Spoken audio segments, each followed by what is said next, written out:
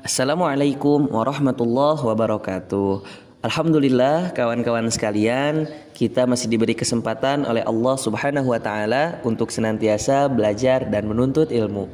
Kita tahu Rasulullah Shallallahu alaihi wasallam pernah bersabda, "Man salaka tariqan yaltamisu fihi ilman, sahalallahu lahu tariqan ilal jannah." Barang siapa yang menuntut ilmu atau menempuh jalan untuk menuntut ilmu, maka Allah akan mudahkan surga baginya. Baik, alhamdulillah kawan-kawan, insyaallah pada kesempatan ini kita akan belajar tentang kekongruenan dan kesebangunan. Kawan-kawan sekalian, sebelum kita memulai pembelajaran kali ini, dipersilahkan kepada kawan-kawan untuk membaca doa di dalam hati agar pembelajaran kita ini diberkahi.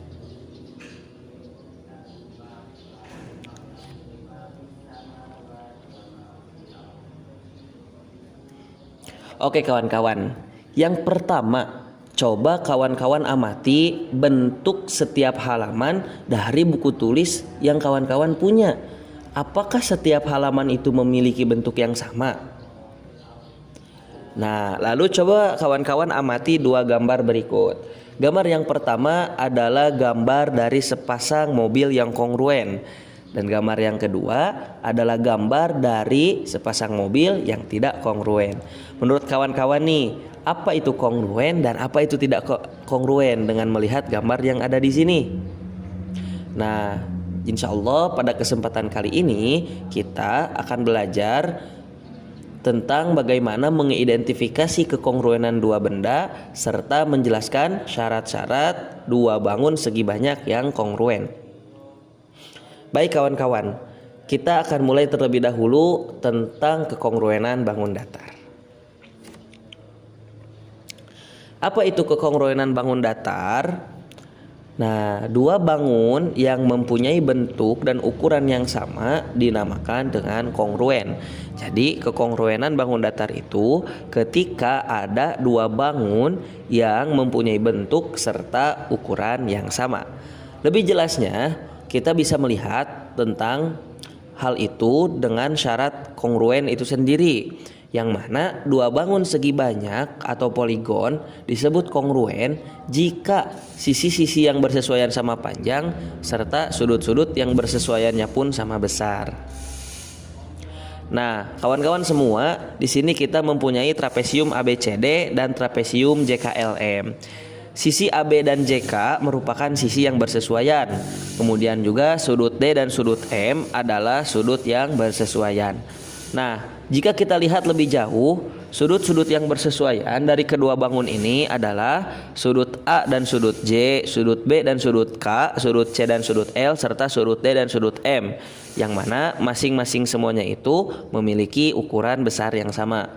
Kemudian juga ada sisi-sisi yang bersesuaian, yaitu ada AB dan JK, BC dan KL, CD dan LM, serta DA dan MJ, yang masing-masingnya memiliki panjang yang sama.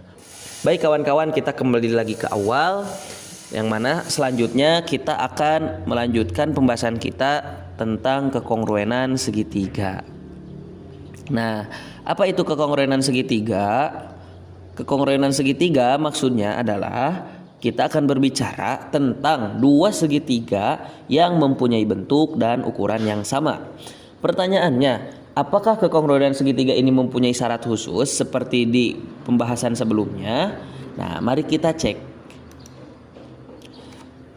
Nah, ternyata kekongruenan segitiga juga memiliki syarat yang sama dengan kekongruenan bangun datar sebelumnya.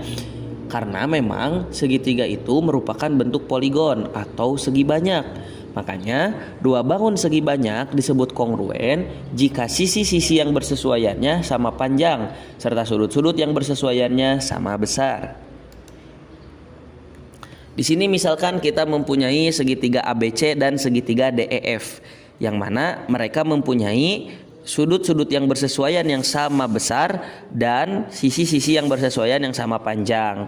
Di antaranya mereka mempunyai sisi-sisi yang bersesuaian yaitu AB dan DE, BC dan EF, CA dan FD yang masing-masingnya memiliki panjang yang sama.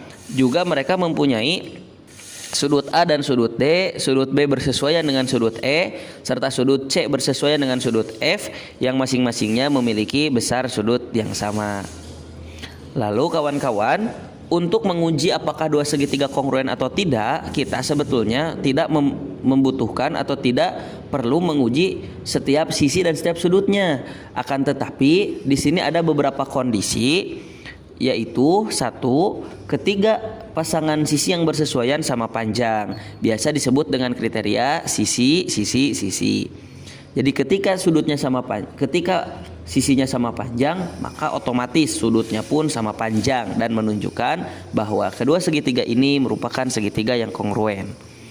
Kedua, yaitu dua pasang sisi yang bersesuaian sama panjang dan sudut yang diapitnya sama besar, biasa disebut dengan kriteria sisi sudut sisi.